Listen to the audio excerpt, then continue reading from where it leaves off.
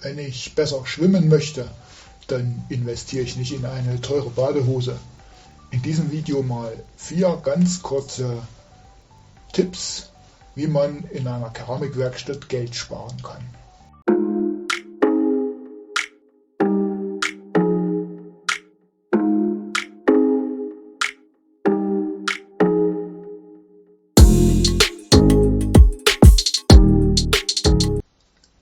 Beginnen möchte ich mit etwas, was ich eigentlich überhaupt nicht benutze.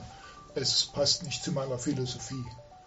Eine alte Tasse, etwas Ton und mit einer großen Tonkugel und einem Stab drin ergibt es was? Richtig, ein flexibles Stichmaß. Ich kann es hinstellen, wie ich möchte und den Stab ausrichten, wie ich möchte. Wenn man also viele Artikel drehen möchte, die die gleichen Abmessungen haben, zumindest am oberen Rand, so kann man das eigentlich zum Nulltarif herstellen, denn alles dafür ist schon vorhanden. Ich selber benutze es nicht, weil ich einfach meine Tonklumpen abwiege, aber kaufen würde ich mir so etwas im Handel nicht.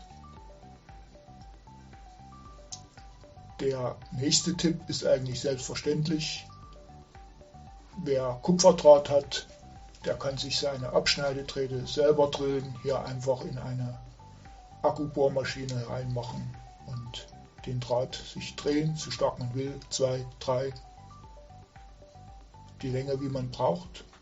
Und wenn man dann diesen Draht hat, dann befestigt man ihn sich an einem alten Korken, an Holzstücken. Man kann eine Holzwäscheklammer teilen, egal was ihr findet. Aber im Laufe so eines Töpferlebens braucht man wirklich viele Drähte und ich glaube, hier kann man den ein oder anderen Taler sparen. Im Flaschenvideo habt ihr hier diesen Flaschenknecht gesehen. Muss man auch nicht kaufen, denn die im Handel sind nicht so wie das, was man bauen kann. Und ihr ratet schon, was man tun muss. Wenn ihr irgendwo einen schönen geformten Holzlöffel findet, dann könnt ihr einfach das selber machen. Ihr zeichnet euch an, was ihr vom Löffel übrig behalten wollt und dann sägt ihr es einfach mit einer Stichsäge ab und schleift die Kanten, die gebraucht werden, schön rund. Ja, seht ihr das? Einfach dann Säge nehmen und wegschneiden.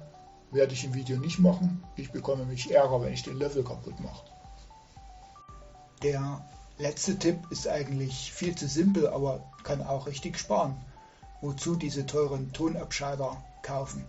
Stellt euch einfach einen Eimer ins Waschbecken oder auf die Werkbank irgendwo hin und wascht eure Werkzeuge und die schmutzigen Hände da darin und wenn der Inhalt des Eimers anfängt zu müffeln, dann ab damit in den Garten.